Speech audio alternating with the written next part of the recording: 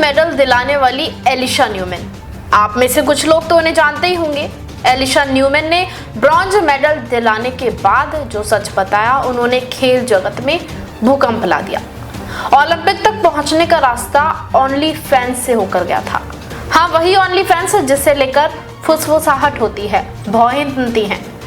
पर एलिशा ने बिना झिझक के कहा, ओनली फैंस से जो पैसा आया उसने मेरी ट्रेनिंग को सांस दी। वो किसी टॉप स्पॉन्सर से कम नहीं था, बल्कि ज्यादा ईमानदार था। कनाडा सरकार के एथलीट असिस्टेंस प्रोग्राम से सालाना महज $21,000 एक ओलंपिक एथलीट के सपनों के लिए ये रकम मजाक जैसी है। ट्रैवल, कोच, इक्विपमेंट, रिकवरी सब महंगा। ऐसे में एलिशा ने वही किया जो बहुतों के लिए अस्वीकार्य था, लेकिन उनके लिए जरूरी। खेल जगत में महिलाओं को अक्सर दो खांचों में बांटा जाता है, या तो सीरियस एथलीट बनो या ग्लैमरस चेहरा। एलिशा ने दोनों को एक साथ जीने का ऐलान कर दिया।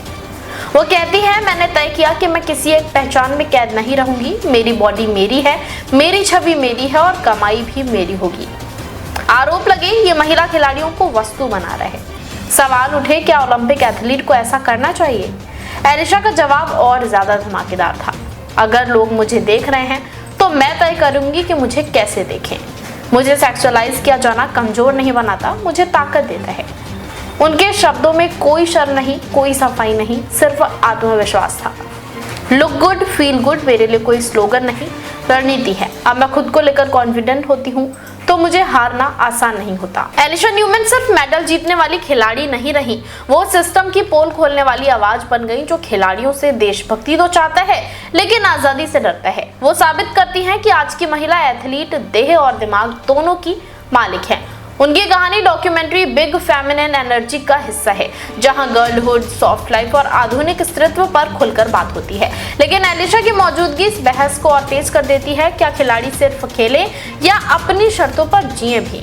ओलंपिक पोडियम पर चमकता ब्रॉन्ज मेडल अब सिर्फ जीत की निशानी नहीं, वो एक संदेश है। खूबसूरती अपराध नहीं और आजादी किसी की इजाजत से नहीं मिलती। एलिशा न्यूमैन 2021 में इस प्लेटफॉर्म से जुड़ी और करीब €9 यानी प्रति माह लगभग ₹1000 वाले सब्सक्रिप्शन से होने वाली कमाई से उन्होंने पेरिस ओलंपिक की तैयारी का एक हिस्सा खुद फंड किया। न्यूमैन के पेज पर शुरुआत में थोड़ी सनसनीखेज तस्वीरें मुफ्त में दिखाई जाती थी, जो बाद में निजी संदेशों के जरिए और अधिक स्पष्ट कंटेंट के लिए €50 या उससे ज्यादा में उपलब्ध कराए जाते थे।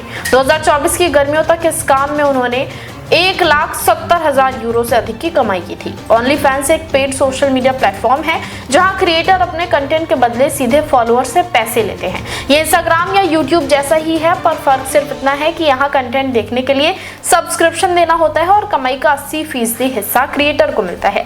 हालांकि इसकी पहचान एडल्ट कंटेंट से बनी है, लेकिन ओनली फैंस पर फिटनेस, कुकिंग, म्यूजिक, एजुकेशन और स्पोर्ट्स से जुड़ा प्रोफेशनल कंटेंट भी मौजूद है। इसी वजह से कई खिलाड़ी इसे वैकल्पिक कमाई के लिए प्लेटफॉर्म पर तौर करके अपनाते हैं। कुछ ट्रेनिंग वीडियो और फिटनेस टिप्स बेचते हैं तो कुछ बोल्ड कंटेंट भी बनाते हैं।